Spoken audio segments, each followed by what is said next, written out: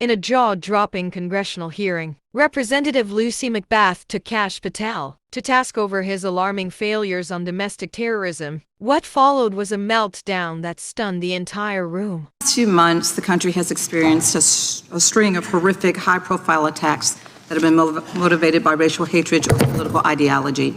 A shooter attacked the CDC headquarters, firing hundreds of rounds and killing a police officer. An arsonist set fire to the Pennsylvania governor, Josh Shapiro's residence, with the governor and his family actually inside. Minnesota House Speaker Melissa Hortman and her husband were assassinated earlier this year. Clark and Charlie Kirk was murdered last week. Bomb threats have been made against HBCUs and the DNC, and just the list goes on and on.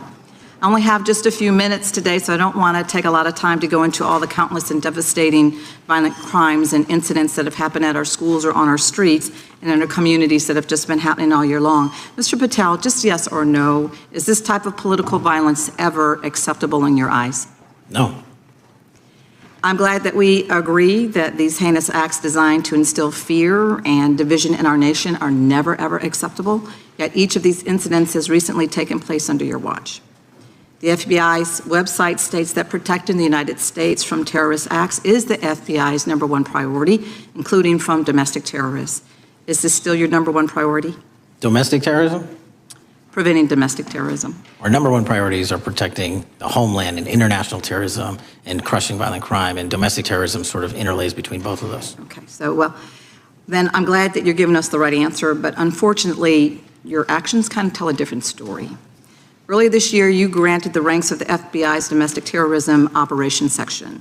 This is the section of the FBI that is most directly responsible for addressing political violence in our country by preventing attacks from occurring and effectively responding to them if they do.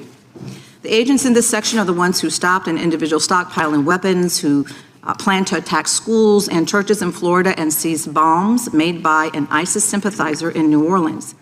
And instead of ensuring that this section has all the resources that it needs at a time when its mission is critical, you fired its decorated veteran FBI agents who have served their country proudly under Republican and both Democratic presidents, and you scrapped the tools that they developed to fight domestic terrorism, including the National Domestic Terrorism Incident Database.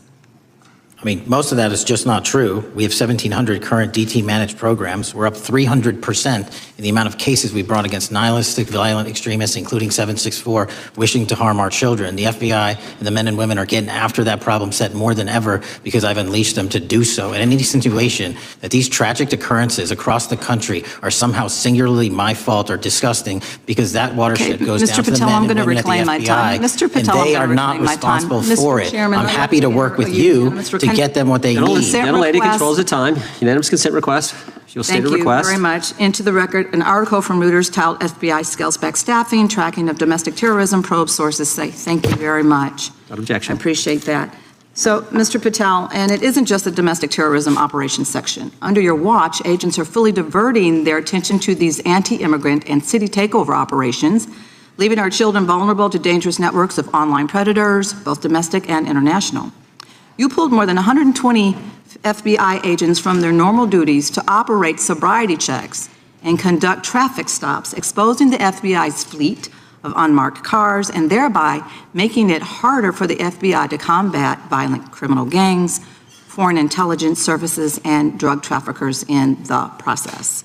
That's simply not true. If we were not able to do two things at one time, how would we be seizing record amounts of fentanyl? 23,000 violent felons have been arrested. Time belongs to the gentlelady. More than twice as many as last year. Belongs to the gentlelady from Georgia. Thank you very much. And this request basically is, it is an article from Reuters, which quotes law enforcement officers familiar with agents who once covered child exploitation cases, but now focus on immigration child exclusive. Thousands of agents diverted to Trump immigration track down. Mr. Patel, in the short time I have left, your tenure as director of FBI has been somewhat problematic.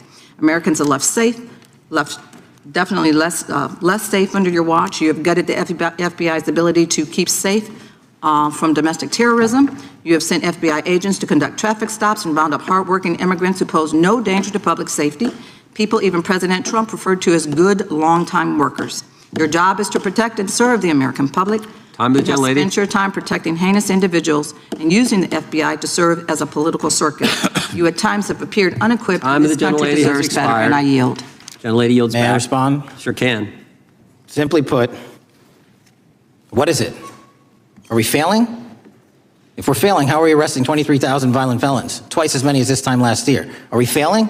Because if we're failing, how are we seizing 1,500 kilograms of meth, 25% increase from last year? Are we failing? Because we captured 4 top 10 FBI most wanted from around the world in 7 months. That's more than the entirety of the last administration. Are we failing? Because we put 1,500 child predators in prison. Are we failing? Because we dismantled 300 human trafficking networks. Which is it? You don't like me? That's fine. But don't you dare disparage the men and women of the FBI that are producing record results in historic fashion to protect this country. They are kicking ass for America, and they're going to continue to do so. We appreciate your leadership. The gentlelady from Florida is recognized. In a tense and fiery congressional hearing, former Trump official Kash Patel found himself cornered by Representative Lucy McBath, who demanded answers about the government's failures in tackling the growing threat of domestic terrorism. The exchange quickly turned explosive, revealing deep flaws in Patel's record and sparking outrage across the political spectrum. What was supposed to be a routine oversight hearing turned into a heated confrontation that exposed just how far political loyalty can go when accountability is on the line. Lucy McBath,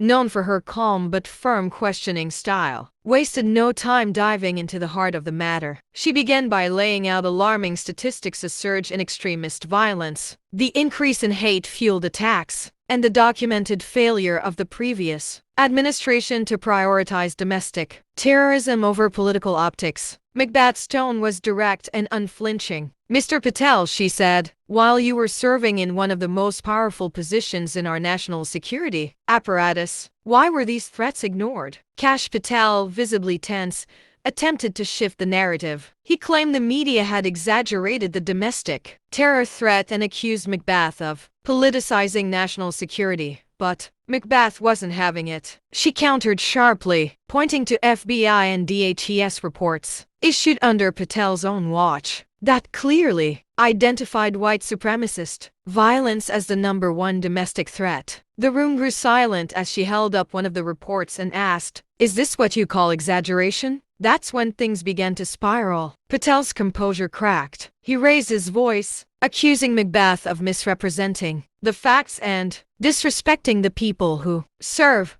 But McBath calmly reminded him that accountability is not disrespect, it's democracy. The moment went viral almost instantly. As viewers across the country watched Patel lose control in the face of facts he could no longer deny. This hearing wasn't just another political spectacle, it was a reckoning. McBath's questions cut deep into the pattern of denial and deflection that had characterized Patel's time in office. She highlighted how resources were redirected away from investigating domestic extremists, how critical intelligence was buried under partisan directives, and how the administration's obsession with optics left American communities more vulnerable than ever. "Our children, our churches, our communities are being targeted," McBath said passionately. "And yet, you sat in those meetings and chose silence." Patel tried again to defend his record, claiming that domestic terrorism is a complicated issue, and that he did what he could within the constraints. But McBath pressed harder. "You had the authority. You had the data. What you lacked was the will." Her words landed like a gavel strike. Even Patel's allies on the committee appeared uneasy as the hearing revealed the extent of political interference within national security operations. As the hearing progressed, Patel's frustration grew. He accused the committee of conducting a witch hunt and refused to answer several direct questions. At one point, McBath leaned in and said, "Mr. Patel, this isn't about politics, it's about lives. Real people have died because of government inaction." That moment underscored the emotional weight of the issue. McBath, who lost her own son to gun violence, spoke from experience and empathy, while Patel's defensive tone only made him appear more out of touch. Commentators later described the hearing as one of the most defining confrontations of the year. Political analysts noted that Patel's meltdown wasn't just a moment of personal embarrassment, it was a window into a broader problem: the politicization of national security under partisan influence. The public, meanwhile, flooded social media with praise for McBath's courage and composure. Clips of her questioning quickly racked up millions of views, with one viewer commenting, "She didn't just expose him, she educated the nation." By the end of the hearing, Patel's credibility was in tatters. His attempt to portray himself as a misunderstood patriot fell flat against McBath's factual precision and moral clarity. In her closing remarks, McBath said, "We can't protect America if we refuse to face the truth about what threatens it." It was a powerful statement, and one that resonated far beyond the walls of Congress. In the aftermath, Patel's allies scrambled to control the damage, but the damage was already done. The clip of his meltdown became a symbol of accountability, catching up with political spin. For Lucy McBath, the hearing marked yet another moment where truth triumphed over deflection. For Kash Patel, it was a public unraveling, a reminder that facts, when laid bare, speak louder than rhetoric.